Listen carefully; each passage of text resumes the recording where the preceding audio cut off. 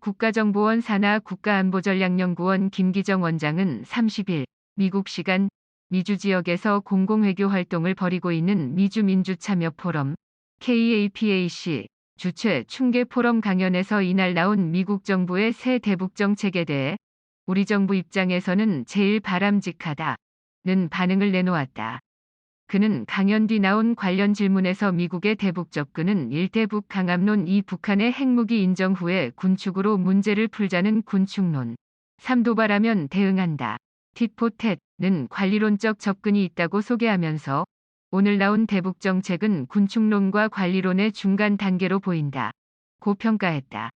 그는 이어 바이든 정부가 북핵 문제를 외교적으로 풀겠다고 공언한 것은 오바마 시대의 전략적 인내 시즌 2로 가지 않겠다고 한 것이니 우리 정부 입장에서는 제일 바람직한 태도다.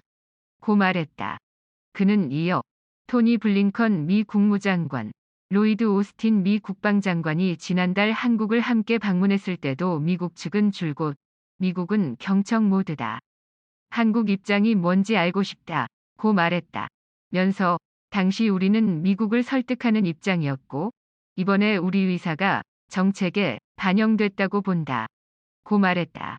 이 같은 평가는 두 장관의 방한 뒤 미국에서 열린 한미일 3국 안보실장 회의에서 대북정책 초안이 공유된 뒤 미국 측 입장이 우리 정부의 구상과 맥을 같이 했다는 관측이 나왔던 것과도 조응하는 것이다.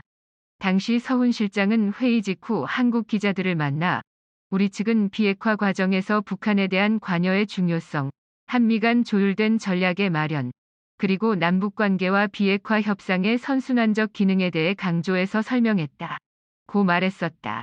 이와 함께 김기정 원장은 이날 강연에서 대북정책이 나왔으니 앞으로 협상 국면이 전개될 것이라면서 북미 간의 신뢰를 구축하기 위해서는 북미연락사무소 개설이 중요하다.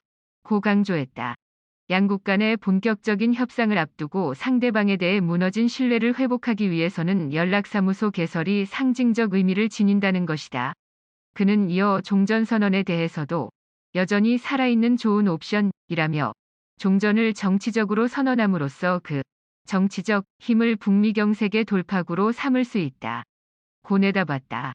그는 특히 종전선언과 주한미군 철수 문제는 전혀 별개의 문제임에도 불구하고 과거 문재인 정부가 종전선언의 필요성을 강조했을 당시 반대론자들이 이를 주한미군 철수 문제와 연계시켜 문제 삼은 것을 적극적으로 설명해내지 못했다. 며 결국 종전선언 아젠다가 정치화되고 말았다. 며 안타까워했다.